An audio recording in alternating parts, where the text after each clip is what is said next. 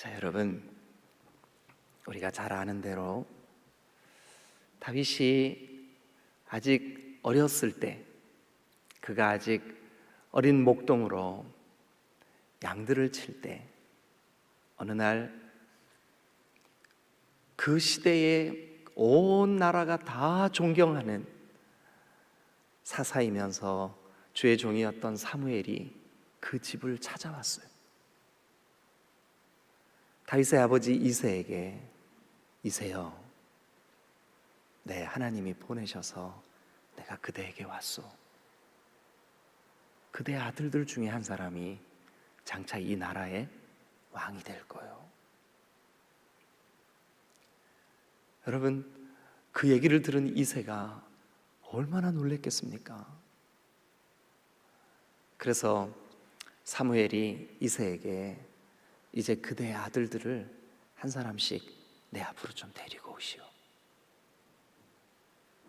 하나님의 영이, 성령이 깊이 감동한 사람이 이제 이 나라의 왕으로 세워질 텐데 내가 그에게 기름을 부을 것이요. 이새는 자기 아들들을 다 불렀습니다. 첫째 아들부터 한 사람 한 사람 사무엘 앞에 섰습니다. 장차 왕이 될 사람을 하나님께서 선별해 주시는 거죠. 첫째가 지나가고 사무엘의 마음에, 야, 이 사람 외모는 훌륭하지만 왕은 아니다. 둘째가 지나갑니다. 야, 이 사람 용맹스러워 보이지만 왕은 아니다. 셋째가 지나갑니다. 넷째가 지나갑니다. 그의 형제들이 다 지나갔는데 사무엘의 마음을 깊이 감동하는 하나님의 감동이 없었습니다. 사무엘이 이새에게 묻습니다. 그대의 아들들이, 내 앞에 지나간 사람들이 다요? 예. 아이고, 말째 하나 남긴 했는데 걔는 보시면 알겠지만 별로 이렇게 왕감이 아닌데요. 그 아들이 지나가기 전까지 내가 그대와 함께 식사하지 않을 거요. 아유, 선지자님, 사사님, 사무엘님, 그 말째 아들은 지금 저 멀리 벌판에서 양을 치고 있는데 볼품도 없고 그는 아닌 것 같은데요. 데려오시오. 이새가 급히 사람을 보내 벌판에서 양을 치고 있는 다윗을 부릅니다. 그 시간 다윗은, 하나님, 제가 하나님 사랑합니다. 제가 하나님과 동행하고 싶습니다.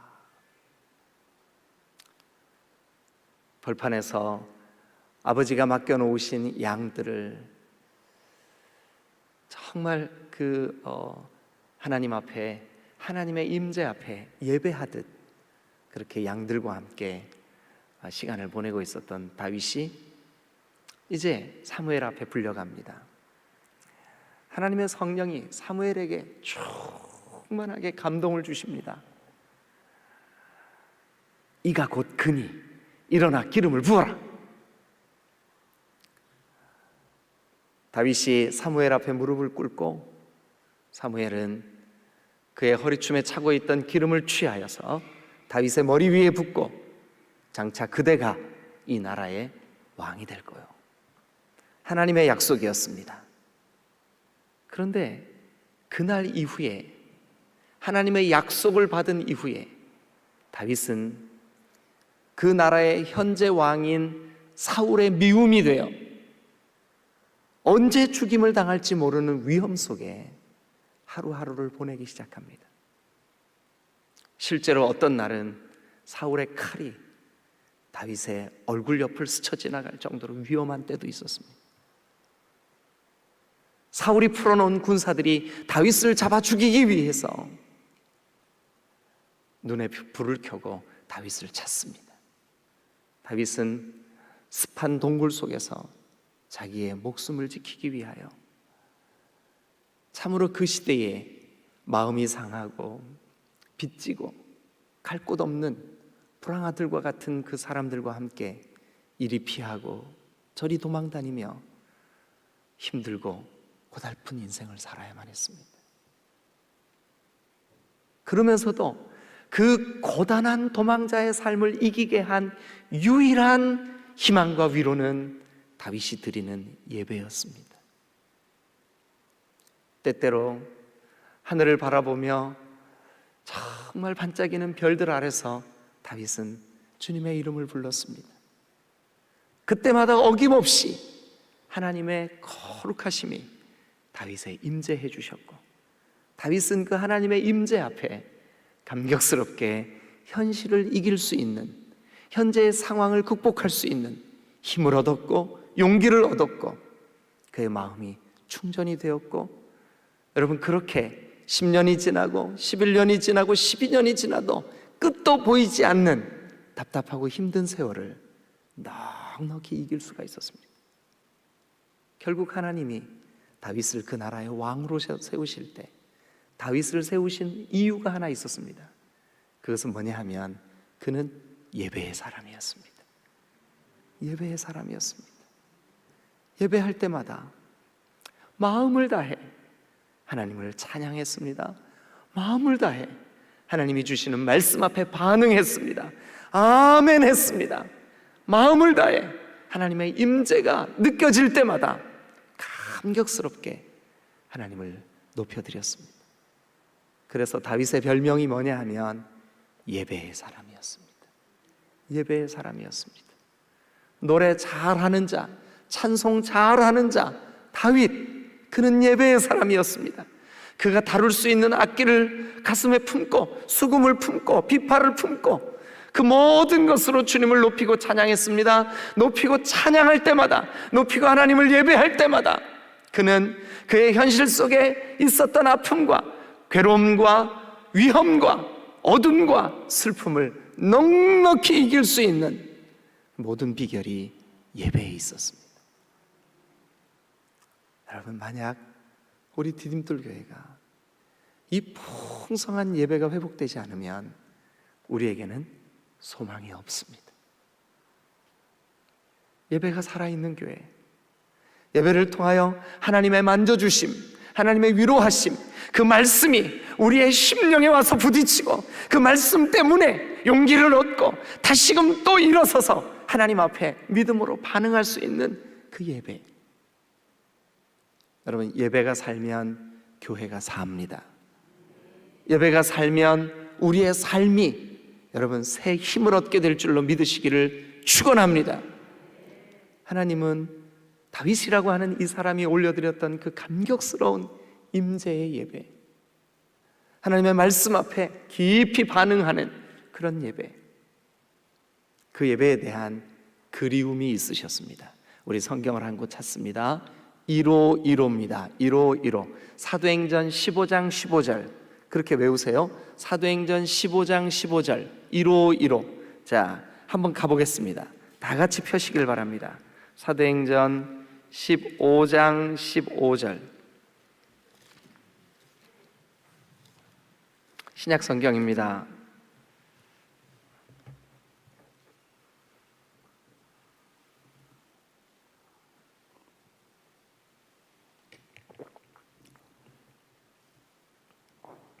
사도행전 15장 15절을 다 펴셨으면, 자, 15장 13절에 말을 마침에 야고보가 대답하여 이르되, 야고보, 예수님의 형제 야고보입니다. 야고보서를 기록한 야고보입니다. 그 야고보가 사람들 앞에 누구의 말씀을 인용해서 그가 말을 하고 있냐 하면 15절을 한번 봅니다. 선지자들의 말씀이 즉 구약 성경의 기록이, 이렇게 이해하시면 됩니다. 구약이 말씀하시되, 그러니까 선지자들의 글에, 선지자들의 예언에 뭐라고 예언했을까요? 들여쓰기, 기록된 바. 다 같이 읽습니다. 시작. 다시요. 다 같이 시작. 이후에 내가 돌아와서 다윗의 무너진 장막을 다시 지으며. 그러면 그동안 다윗의 장막이 무너져 있었다는 것을 우리가 알 수가 있죠. 근데 그 다윗의 장막이 뭐냐면 예배입니다. 예배가 무너질 때 이스라엘은 망했습니다. 예배가 무너질 때 그들은 포로로 끌려갔습니다. 예배가 무너질 때 타락했습니다. 예배가 기복적이고 물질적일 때 예배는 하나님 보시기에 합당치가 못했습니다. 그래서 그런 예배, 하나님의 임재가 없이 형식만 남아있는 예배, 형식에 너무 치우쳐서 하나님의 풍성한 임재의 자유함을 망각한 예배, 그 예배를 하나님은 무너진 예배다. 무너진 예배. 그 무너진 예배가 다시 회복될 때가 있을 것이다. 다시 한번 읽어주세요. 이후에 시작. 이후에 내가 돌아와서 다윗의 무너진 장막을 다시 지으며 이후에 내가 다윗의 무너진 장막을 다시 지을 때가 있을 것이다. 무너진 예배가 다시 회복될 때가 있을 것이다. 무너진, 하나님이 받으시기에 합당하지 못한 예배, 그 무너진 예배가 다시 감격스럽게 회복될 마지막 때가 있을 것이다. 계속해서 읽어주세요. 또 그 허물어진 것을 다시 지어 일으키리니 하나님이 반드시 마지막 때에 이 무너진 예배, 무너진 감격, 무너진 감동, 하나님의 그 사라진 임재를 회복시켜 주시고 다시 지으시고 풍성케 하실 때가 있다는 약속입니다. 그 약속대로 저는 이루어질 줄로 믿습니다. 여러분, 만약 우리 디딤돌 교회가 감격스럽게 다시 예배가 회복될 수만 있다면, 무너진 다윗의 장막이 그 감격스럽게 다윗이 하나님께 올려드리며 자기의 현실을 극복할 수 있었던 담대한 믿음을 여러분 유지할 수 있었던 비결, 여러분 다윗의 장막입니다. 예배입니다. 힘을 다해 춤을 추며 하나님을 높이고 하나님의 말씀 앞에, 임재 앞에, 찬송 앞에 그가 자기 자신을 세울 수 있었던 감격스러운 예배. 여러분, 이후에 내가 돌아와서 하나님께서 다시 돌아와 주시겠다는 겁니다. 다윗의 무너진 장막을 다시 지으며 그 감격스럽게 하나님이 받으실 만한, 아니 하나님이 받으실 때마다 너무너무 기쁘셨던 그 예배를 하나님께서 다시 지으며 그 허물어진 것을 다시 지어 일으키실 줄로 믿습니다. 우리는 이 말씀이 그대로 성취되며 이루어질 줄로 믿으시기를 축원합니다. 여러분, 우리가 예배를 위해 기도해야 합니다. 하나님, 이후에 우리 디딤돌 교회의 예배가 형식과 틀보다 하나님의 거룩하신 임재 앞에 자유롭게 춤추며 기뻐하며 찬양 한 곡을 부르고 난 다음에 내 인생이 바뀔 만한 놀라운 은혜와 축복이 우리 가운데 있어야 될 줄로 믿습니다. 오늘 저는 이 본문을 통해서 그런 예배가 되려면 어떻게 예배해야 될까? 다윗이 아들 솔로몬에게 유언처럼, 아들아, 네가 다른 거는 몰라도 예배만큼은 온 힘을 다해라. 여러분, 다윗이 쌓았던 예배, 다윗이 드렸던 예배, 그 예배는 여러분 우리가 그의 별명을 너무나 잘 알아요. 다윗의 장막. 그 무너지고 그 사라졌던 다윗의 장막이 다시 지어지고 일으켜질 것을 기대합니다. 기대하십시다. 우리 옆 사람에게 이렇게 인사해 주세요. 무너진 다윗의 장막을 다시 쌓읍시다.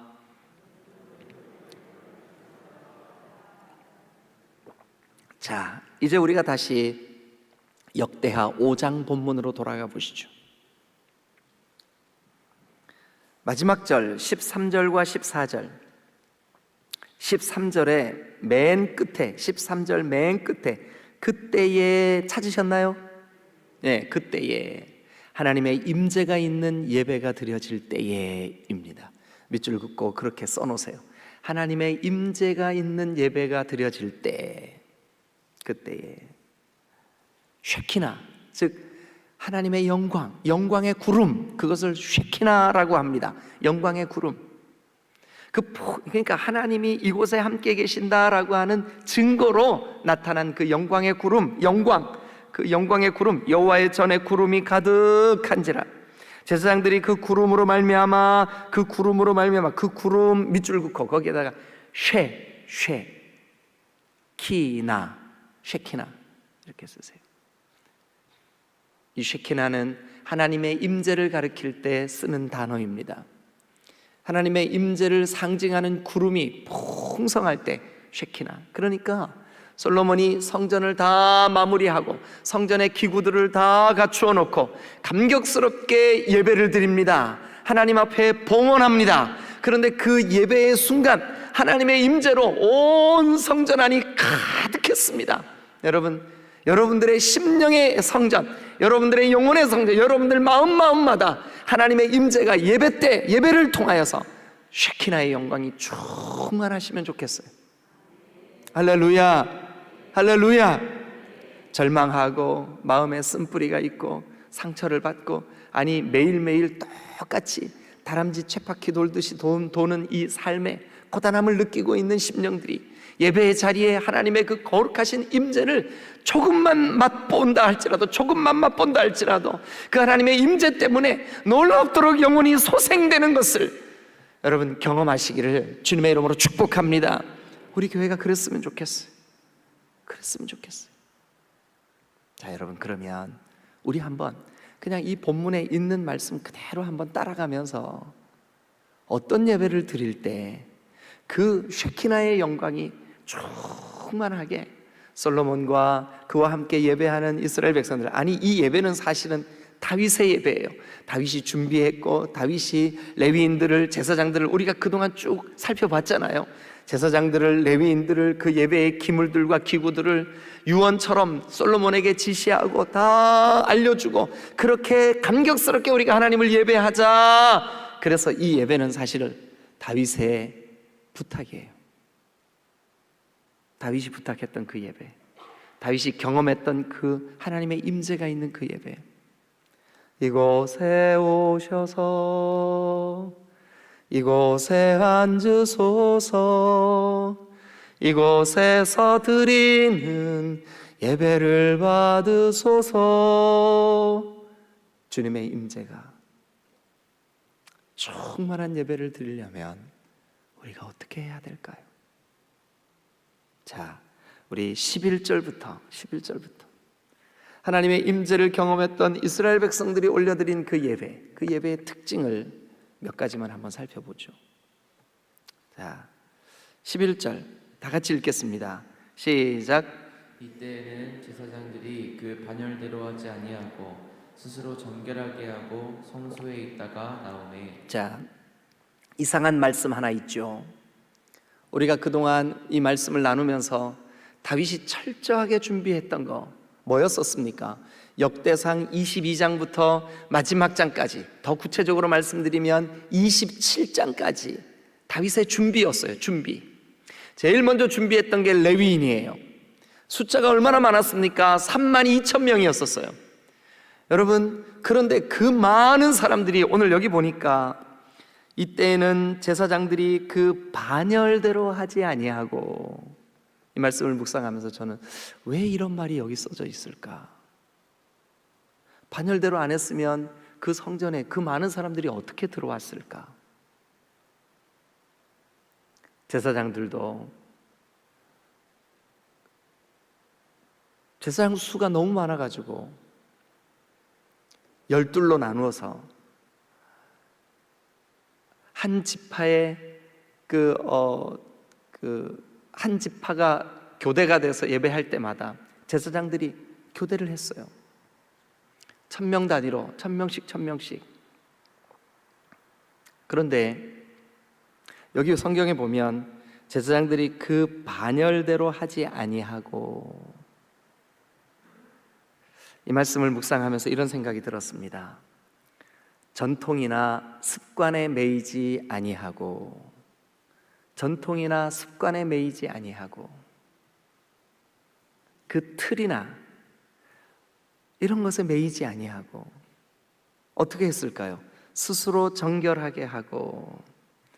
여러분, 우리는 짜여진 예배의 틀보다, 짜여진 예배의 습관보다 더 중요한 것이 우리의 성결함인 줄로 믿으시기를 축원합니다.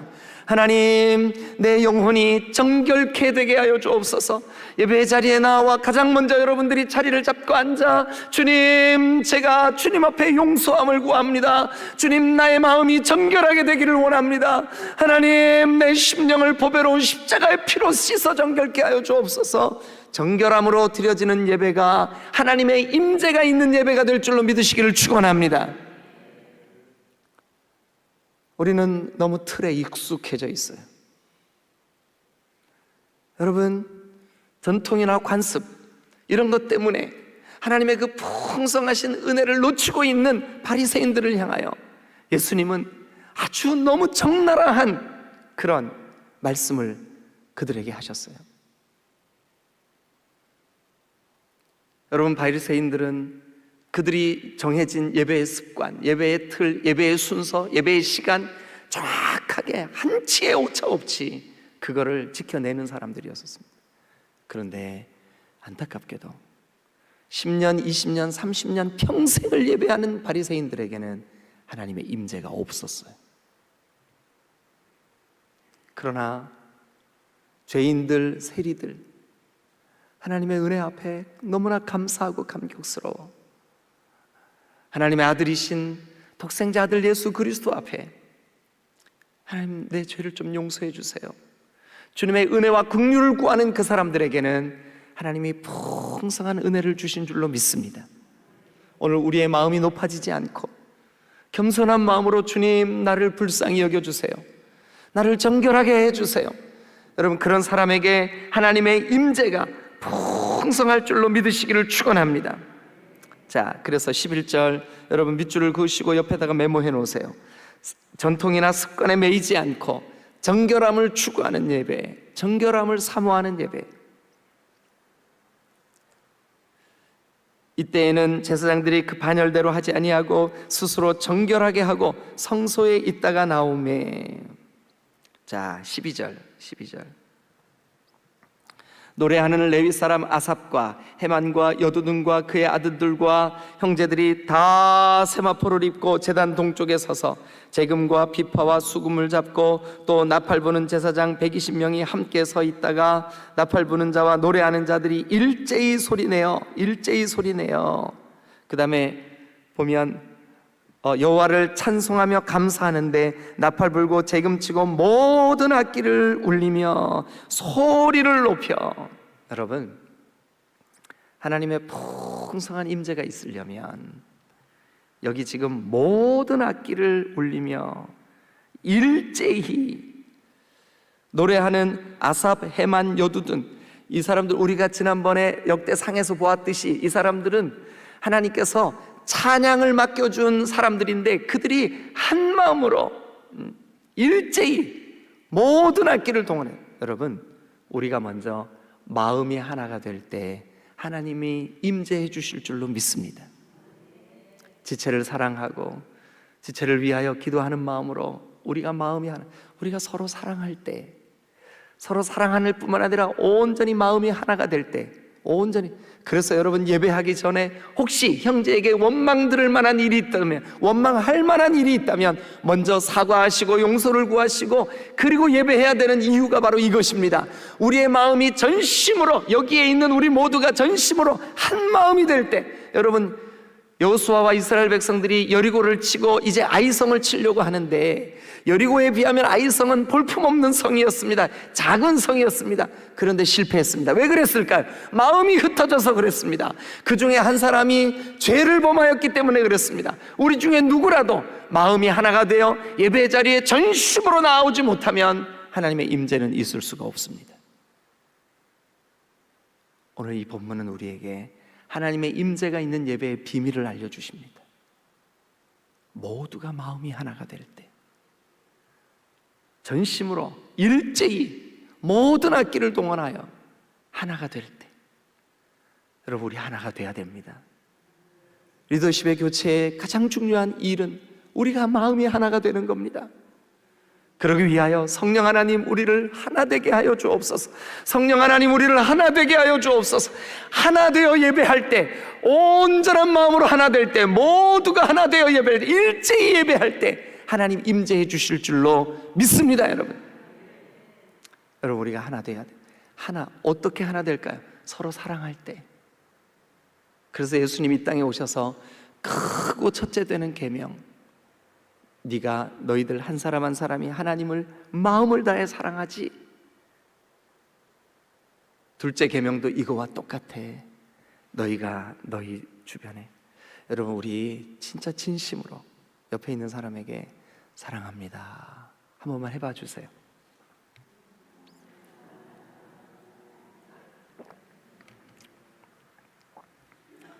전통과 습관에 매이지 않고 감격스럽게 예배할 때, 오히려 정결함을 추구하고 하나님 정결한 마음 주세요, 내 죄를 용서해 주세요 하고 예배할 때 하나님 우리에게 임재해 주실 줄로 믿습니다. 여러분, 우리가 서로 하나 될 때, 모든 것을 동원할 때, 그리고 전심으로 우리가 예배할 때 하나님 우리의 예배 가운데 임재해 주실 줄로 믿습니다. 자, 13절을 다시 한번 보겠습니다. 나팔 부는 자와 노래하는 자들이 일제히 소리를 내어 여호와를 찬송하며 뭐 하는데요? 감사하는데. 여러분, 감사와 감격이 있을 때, 우리가 감사로 하나님을 예배할 때 하나님은 우리 가운데 임재해 주시는 줄로 믿습니다. 여러분, 너무너무 감사해서, 한 여인이 너무 우리 주님의 은혜에 감사해서 눈물로 자기의 그 귀한 보배 옥합을 깨뜨려 자기의 머리털로 예수님의 발을 닦으며 눈물로 주님 앞에 다가오고 나올 때 우리 예수님은 그에게 정말 놀라우신 은혜와 평강과 구원을 선포해 주신 줄로 믿습니다. 오늘 우리도 마찬가지입니다. 하나님 앞에 감격스러운 예배로 나아가려면 한 가지 귀한 재물 가지고 오셔야 됩니다. 그게 뭐냐 하면 우리의 마음입니다. 감사합니다. 주님, 주님께 드릴 것 없지만 내 마음의 감사, 내 영혼의 깊은 감사를 주님 받아주옵소서. 감사로 예배하는 자, 감사로 제사하는 자, 감사로 하나님께 나아오는 자, 그가 하나님을 영화롭게 할 줄로 믿습니다. 그의 예배 가운데 하나님이 임재해 주실 줄로 믿습니다. 우리 디딤돌교회가 이 세 가지가 충만하게 회복되면 하나님의 임재가 있는 예배가 회복될 줄로 믿습니다. 정결함으로 드려지는 예배, 전통과 관습보다, 시간의 얽매임보다, 틀보다, 여러분, 우리가 정결함으로 하나님을 예배하십시다. 그러면 우리에게 하나님의 임재가 회복될 줄로 믿습니다. 여러분, 두 번째는 우리가 하나님 앞에 모든 마음이 하나가 되어서 한 마음 한 뜻으로 우리가 피차 서로 사랑하고 지체들의 눈물의 기도 제목을 함께 우리가 주님 앞에 올려드리며 서로 사랑하기를 간절히 힘쓸 때 하나님은 우리 가운데 임재해 주실 줄로 믿으시기를 축원합니다. 여러분, 우리가 감사로 하나님 앞에 예배할 때 하나님 진심으로 나를 구원해 주신 은혜 감사합니다. 이런 아름다운 예배의 현장과 예배 함께 예배할 수 있는 지체와 오늘 함께 예배하고자 하는 마음 주신 거, 믿음 주신 거, 예수님을 알게 하신 거, 그 대속의 은혜를 감격스러워하는 거, 주님 이 마음 주신 거 감사합니다. 감사로 예배하는 자는 하나님을 영화롭게 할 줄로 믿습니다. 이렇게 예배드릴 때 그 쉐키나의 영광이 우리의 예배 가운데 풍성하며 충만하여 우리가 하나님의 임재와 은혜 가운데 우리의 심령이 위로를 받고 은혜를 받고 하나님의 만져주심을 입고 감격스럽게 세상을 향하여 달려나가 승리하는 여러분 되시기를 주님의 이름으로 축원합니다.